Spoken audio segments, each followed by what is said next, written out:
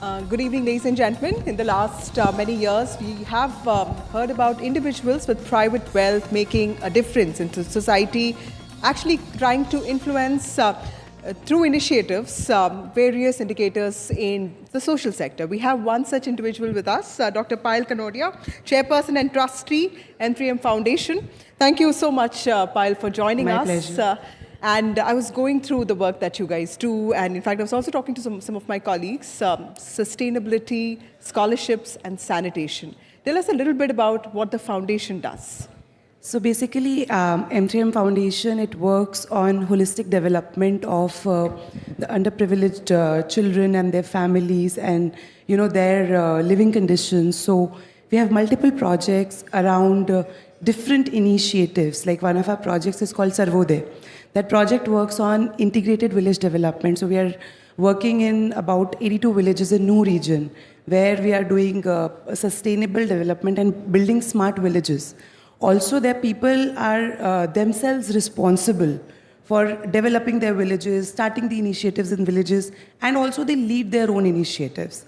Similarly, we have programs around education, art, literature, sports, and there's another program where we give scholarships to the children who want to establish enterprises in social sectors. Then we also have a project which we launched this year, which is called One Jeevan, where we started focusing on wildlife. Okay. You said that you also want to create leadership, amongst communities that you work with. That's completely right, because communities also want to take ownership of the initiatives that are sort of like, working for them.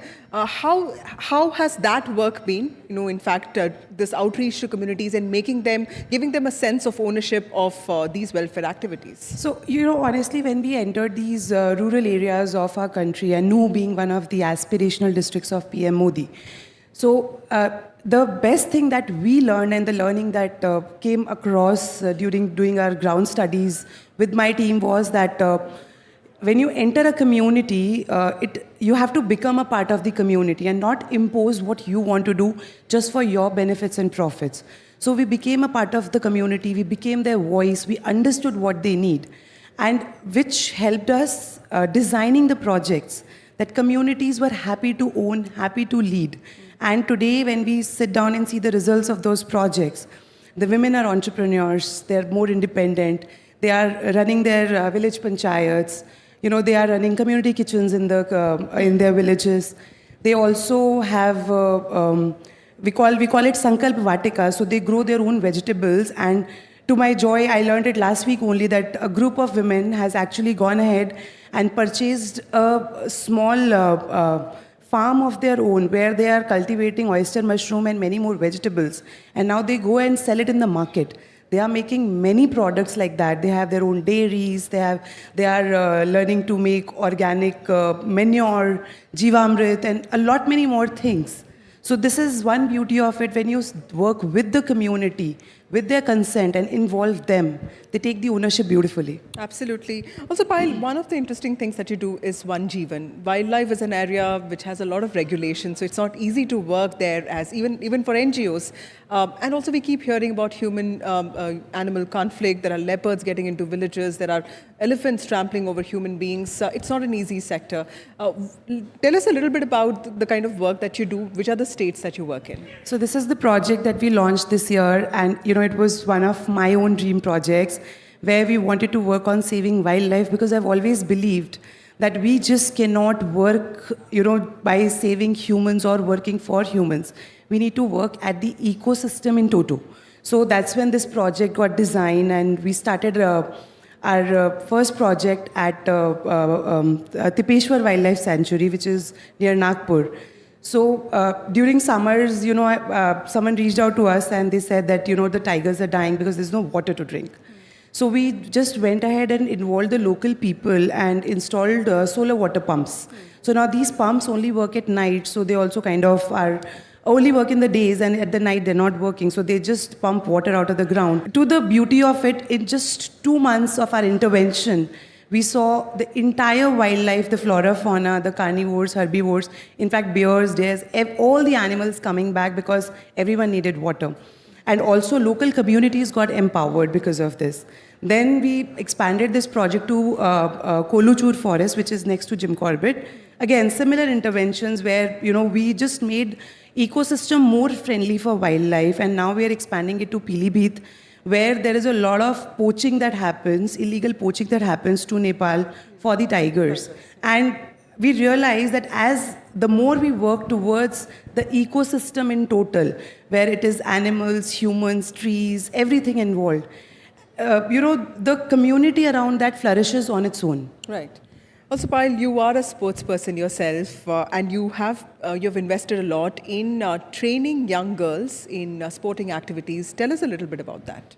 So my sporting journey actually started during COVID. I picked up this sport which is called Kettlebell. It's a Russian sport, and there are multiple disciplines that are being played with different kinds of weight. And happened so that it became my passion over past 4.5 years.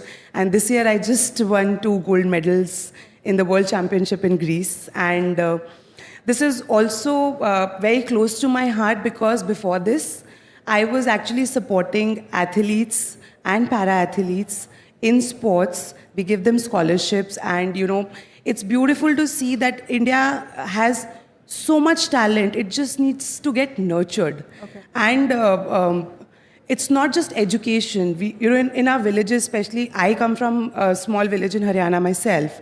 And there are so many children who do amazing in sports. They just need a little bit of hand-holding.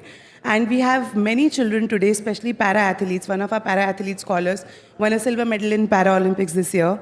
So many children, they just need someone to hold their hand, to guide them, to nurture them, and they can do wonders. And this is another way where we can help community. Okay, and you sense a change in parents of, So yes, the parents also become supportive because they see that, their children have a future in that.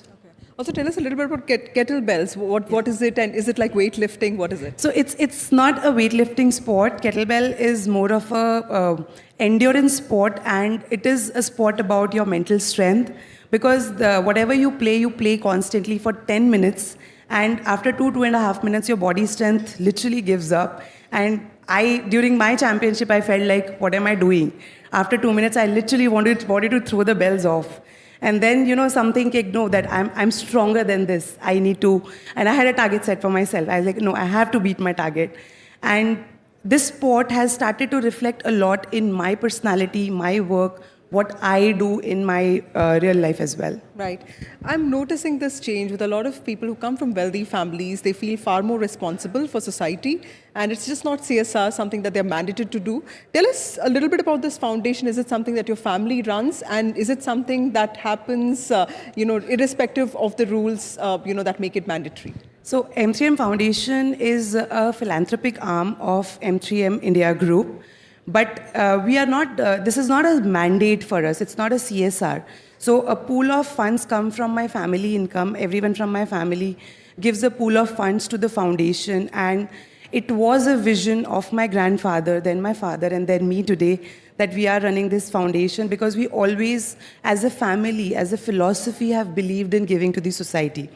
And not just my family, I think this, the whole idea of giving to the society, treating people equal, giving people their rights, dates back to the ancient times in India. Even our kings, the rulers, or the queens, they would work for the society in different ways.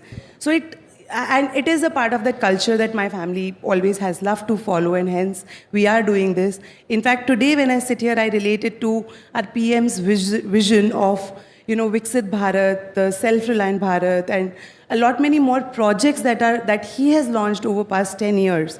I think we are working in alignment with those projects, and they're giving us wonderful results. Right. And do you think it's okay to go along with the government, or do you think that the government needs to do more to promote this kind of private philanthropy? So government already is doing its bit, to be very honest. They have some amazing programs. If we actually look at them, they're designed very well. All we need is more public and private partnership, more involvement of foundations like ours and other foundations, NGOs, with the government and the community. So it's a tri-party thing. If we all look at it that way instead of competing against each other, I think The programs are there, they are designed, the processes are there in place, the funds are there in place. It's just about now people coming together and doing some great work. Right. Thank you, Payal Kanodiya, Chairperson, Trustee, M3M Foundation, for actually, talking about innovation in philanthropy, which I think is really the need of the hour. Thank you so much. Thank you.